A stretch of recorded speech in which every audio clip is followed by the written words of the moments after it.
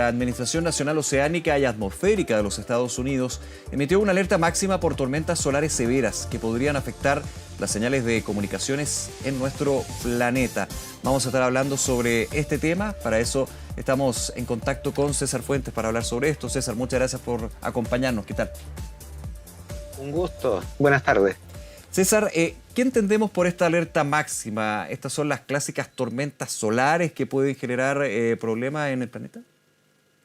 Exactamente. Estas tormentas solares corresponden a un flujo de partículas cargadas de plasma con campo magnético que vienen desde el Sol y al llegar a la Tierra interactúan con la magnetosfera terrestre, lo cual hace que ésta se perturbe y con eso hay actividad relacionada a este flujo de partículas y al viento solar que hay todo el tiempo, haciendo que fenómenos como las auroras boreales y australes se acerquen más hacia las latitudes medias, más hacia el Ecuador, se vean más al sur en el hemisferio norte y más al norte en el hemisferio sur. Y pueden tener problemas algunos sistemas que están menos protegidos por la magnetosfera, como son los satélites de órbitas medias y altas, en particular aquellos que proveen GPS, aquellos que proveen comunicaciones a la televisión satelital, por ejemplo, y también que al ingresar más de estos partículas cargadas por los polos se pueden afectar algunas de la red de transmisión eléctrica, por ejemplo, en latitudes altas. Cosas que han ocurrido con anterioridad. La razón o la forma en que NASA hace esta advertencia se basa en datos de estas llamaradas solares que uno las puede ver en luz cuando se produce esta eyección de masa, un poco como aparece ahí en la imagen, y que como tú puedes ver en la imagen ahí tiene que ver con campos magnéticos que están asociados usualmente a estos manchas solares. Porque lo que expulsa es energía, ¿no, César? El Sol en esta llamarada. Lo que expulsa es masa, son partículas. Okay. Y por eso nosotros sabemos, o aprendimos en el colegio quizás, que tomaba 8 minutos a la luz llegar del Sol a la Tierra. Esto fue observado por este satélite ayer, y el hecho que sean partículas viajan a una mucho menor velocidad que la velocidad de la luz y les toma 10, 15 horas llegar a la Tierra, y esto se puede extender hasta el domingo. Esta posible interacción con la atmósfera, esta perturbación. Déjame hacer un punto ahí, es bien sorprendente, 10, 15 horas que se demoran en llegar a la Tierra, entendiendo la distancia de la Tierra al Sol que existe. Por supuesto, son 150 millones de kilómetros en 15 horas, claro, son de varios miles de kilómetros por hora. Claro. Y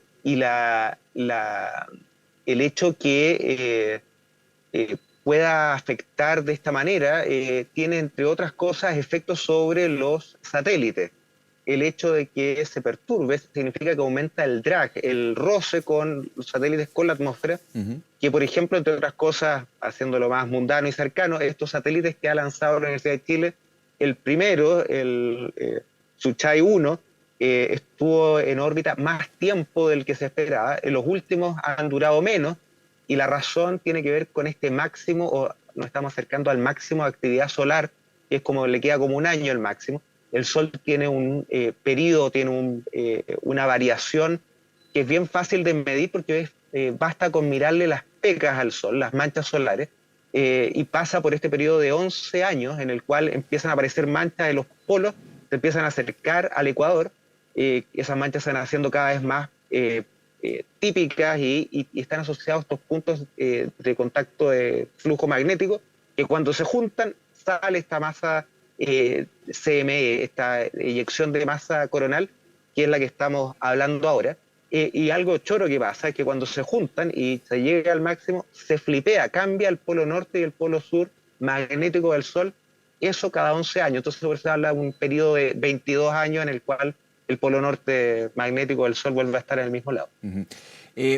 Estaba leyendo el efecto que pueden tener estas tormentas solares, tiene que ver con las comunicaciones, con GPS, con señales. No es porque llegan a la Tierra probablemente tal, o sea, aquí, digamos, sino por el efecto que pueden tener en los satélites que están desplegados.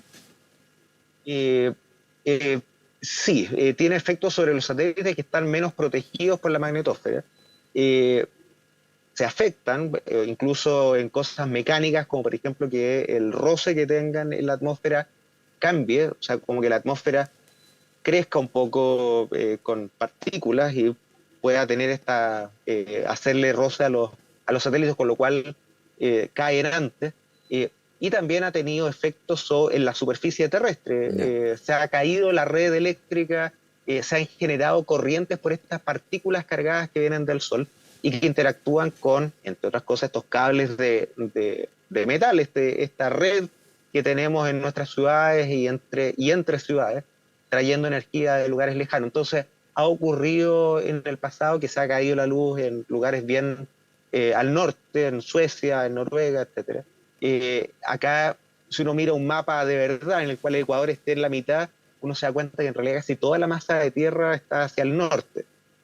Con suerte acá, es bien probable que el lunes veamos imágenes de auroras boreales en algunas capitales europeas, lugares en Estados Unidos que no estaban acostumbrados a ver ese fenómeno. Ojalá tengamos la suerte que algunas de esas fotos también vengan del sur de Chile. Sí, sería maravilloso.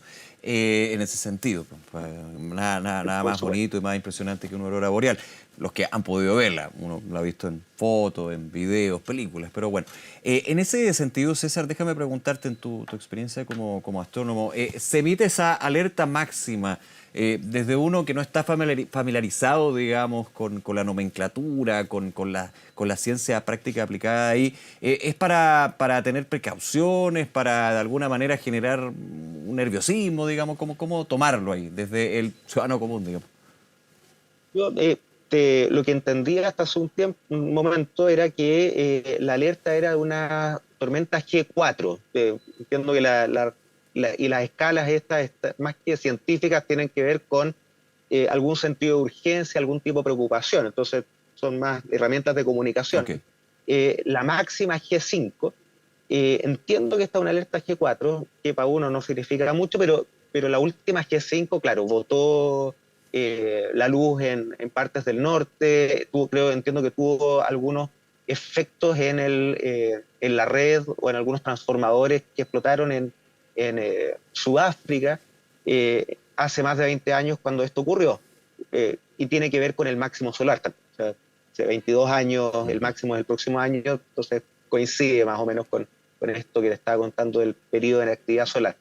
Y en ese sentido, los principales afectados son las líneas aéreas que cuando atraviesan los vuelos intercontinentales, típicamente entre Estados Unidos y Europa, pasan cerca del polo, es el punto, es la línea, si uno dibuja una línea ¿no es cierto?, en el esfera terrestre, pasan cerca del polo norte, y esos tienen que pegarse una vuelta más larga precisamente para evitar alguna interacción que afecta las comunicaciones, afecta estas que son electromagnéticas. Uno se manda señales, se manda este tipo de luz, esto afecta las comunicaciones de alta frecuencia y afecta también los GPS, entre otras cosas, porque la velocidad con la que manda la señal el GPS dentro de este plasma cambiante varía lo suficiente para que se vuelvan un poquito locos los sistemas de comunicación que claro. dependen Como que se de desorientan. lanzar este pulso.